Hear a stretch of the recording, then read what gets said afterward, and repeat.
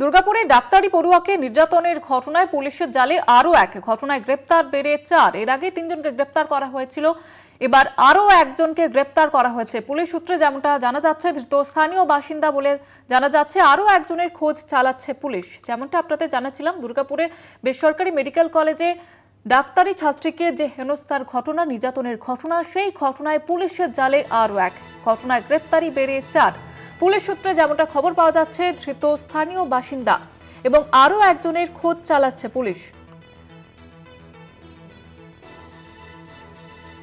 দুর্গাপুরে বেসরকারি মেডিকেল কলেজে ডাক্তারি ছাত্রীকে নির্যাতনের ঘটনায়, সেই ঘটনায় এবার পুলিশের জালে আরো এক। এর আগেই কিন্তু 3 জনকে গ্রেপ্তার করা হয়েছিল। ইতিমধ্যেই আশেপাশের এলাকায় ড্রোন উড়িয়ে নজরদারিও চলছে, বাকিদের খোঁজে তল্লাশি চলছে। তবে যেমনটা জানা যাচ্ছে, পুলিশ সূত্রে যাকে গ্রেপ্তার করা হয়েছে স্থানীয় বাসিন্দা এবং আরো একজনের খোঁজে তল্লাশি চলছে।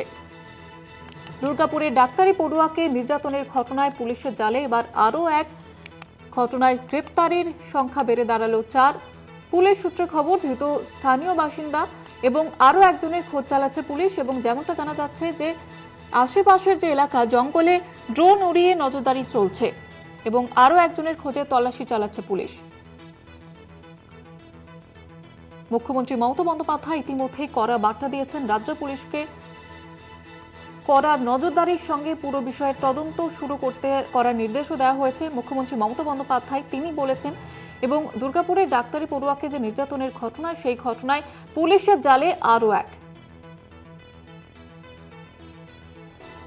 আমাদের সঙ্গে টেলিফোন লাইনে রয়েছে প্রতিনিধি অরিত্র। অরিত্র, কি আপডেট রয়েছে বিষয়? দেখো, দুর্গাপুরে বেসরকারি মেডিকেল কলেজ হাসপাতালে ডাক্তারি পড়ুয়াকে নির্যাতনের ঘটনায় এই মুহূর্তে গ্রেপ্তারি সংখ্যা বেড়ে দাঁড়ালো 4।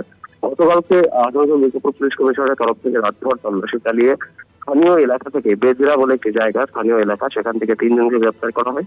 তাদেরকে আদালতে শেষ করার পর তাদের 10 দিনের পুলিশ হেফাজতের নির্দেশ দিয়েছে আদালত। এই ঘটনাটি পুলিশ 5 জনকে চিহ্নিত করেছিল। এই 5 জনের মধ্যে আজকে সকালে আরো একজনকে গ্রেপ্তার করা হয়েছে, তিনি স্থানীয় বাসিন্দা বলে জানা যাচ্ছে।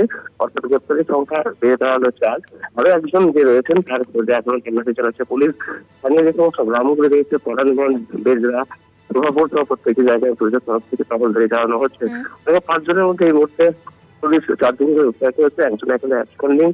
এছাড়াও এই যে সহপাঠী নির্যাতিতা চিকিৎসক বা তরুণী, তার যে সহপাঠী রয়েছে, সেই সহপাঠীর ভূমিকাও কিন্তু খতিয়ে দিয়েছেন পুলিশ আধিকারিকেরা। ধন্যবাদ জানাবো অরিত্র। দুর্গাপুরে বেসরকারি মেডিকেল কলেজের ছাত্রীকে নির্যাতনের ঘটনায় আরো একজনে পুলিশের জালে। এখনো পর্যন্ত ধৃতের সংখ্যা 4, বাকি একজনের খোঁজে চলছে তল্লাশি। দুর্গাপুরের ছাত্রীকে নির্যাতনের ঘটনা, সেই ঘটনায় পুলিশের জালে আরো এক।